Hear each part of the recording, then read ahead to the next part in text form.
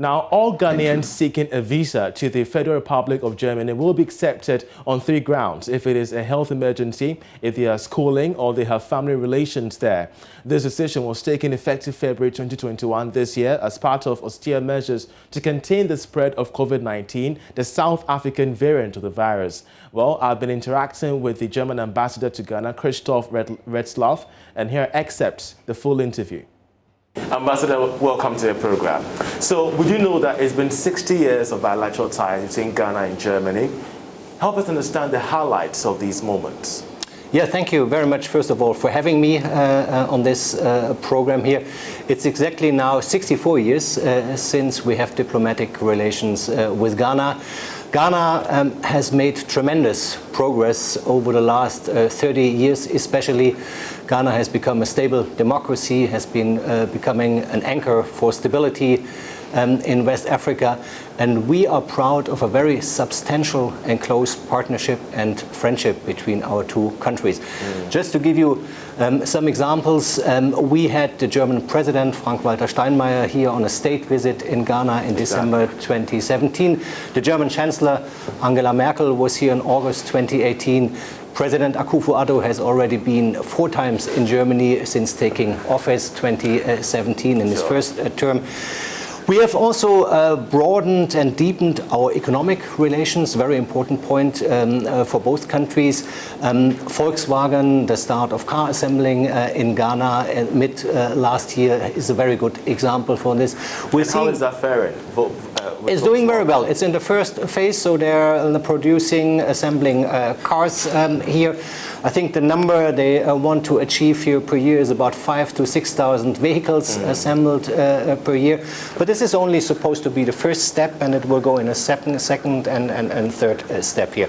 We have seen a lot of German global players, global companies coming to Ghana, opening their regional offices for West Africa. So this is very promising. We had the German-Africa Business Summit, the signature event of the German-Africa business community here in Accra in 2019 for the very first time in West Africa. Big step forward here. And of course, the third pillar of our cooperation is economic and development cooperation. We have a substantial portfolio in our development cooperation. It's about 130 million euros per year. That has been increased significantly over the last 4 years. So I would say relations are closer and better than they have ever been before. That's great. But even as we talk about relations, we're having this discussion in an unusual time. COVID-19 has struck economies world over. In your stride as an ambassador to Ghana, what has been the contributions that Germany has made in curbing the spread of COVID in Ghana? Yeah, COVID, of course, is a huge challenge for all countries in the world. We are literally all in this together. So the priority for all of us, also in our cooperation, is, of course, to help Ghana to cope with the pandemic and also to bring Ghana out of the economic and social challenges and perturbances with regard to COVID. We were able to put together a quite substantial COVID relief package for Ghana in spring last year, already in April and May, with a volume of about 25 million euros. We financed a COVID emergency unit at a regional hospital in Takoradi, for instance. We supported the Noguchi Institute. We sent PPEs to many ministries and organizations here. And we entered into a cooperation with Stanbic Bank here to give a credit line to small and medium-sized Ghanaian enterprises to secure the cash flow and safeguard 12,000 jobs in this country. So with the partnership with Stanbic Bank, how did that go? That did go very well. We concluded the agreement, I think in May or June last year already. This is a good example of these very effective public-private partnerships here.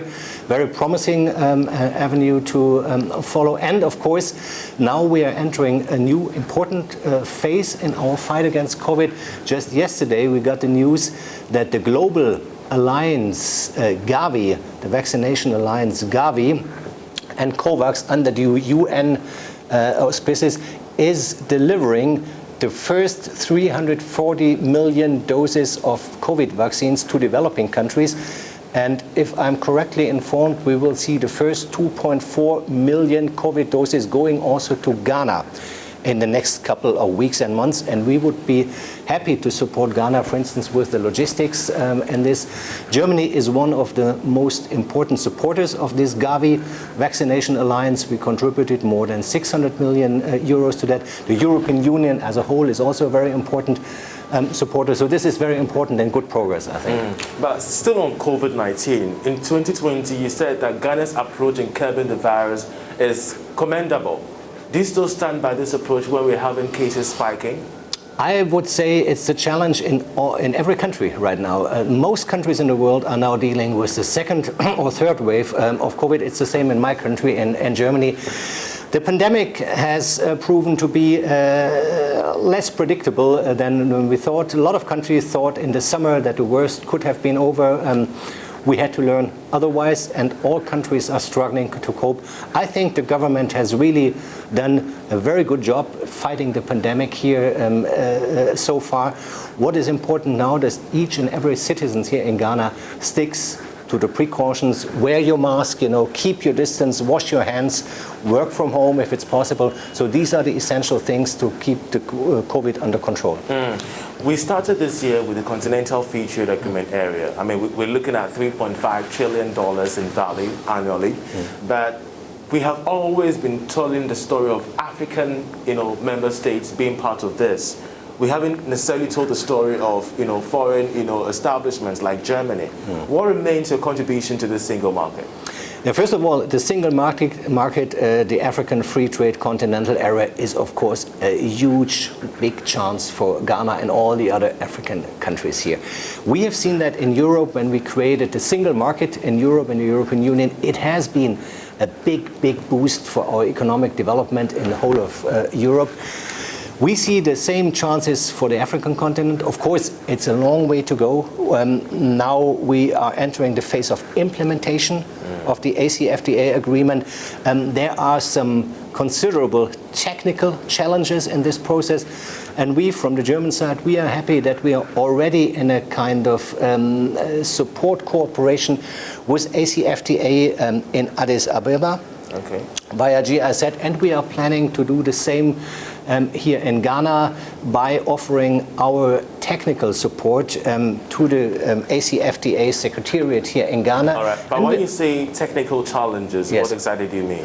These are standards and measurements and export control, technical questions more or less. We are offering, as I said, support in Addis. We are offering already support here to the Ghanaian government, to the Ministry of Industry and Trade, and we are eager to work together with the Secretariat here in Accra. A huge chance for Ghana, and I'm very optimistic about it. But what do you stand to gain out of this cooperation? I think it's in all our interest that the economy in Africa booms. Africa is our neighbor continent, the closest continent to Europe. And the economic and social development in Africa is, of course, one of our key priorities. Ambassador, we have started this year once again.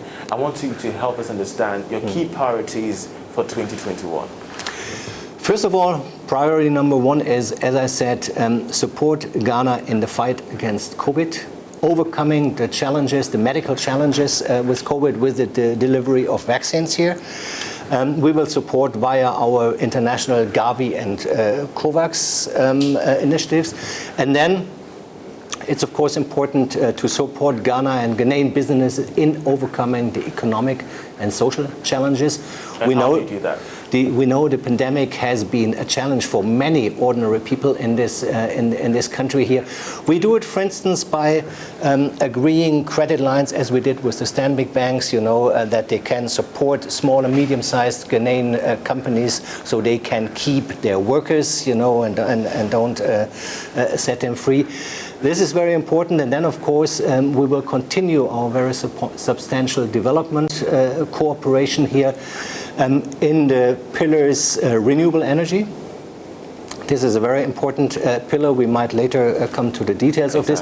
And then, of course, also with regard to sustainable economic development. And the third pillar of our economic and development cooperation is good governance.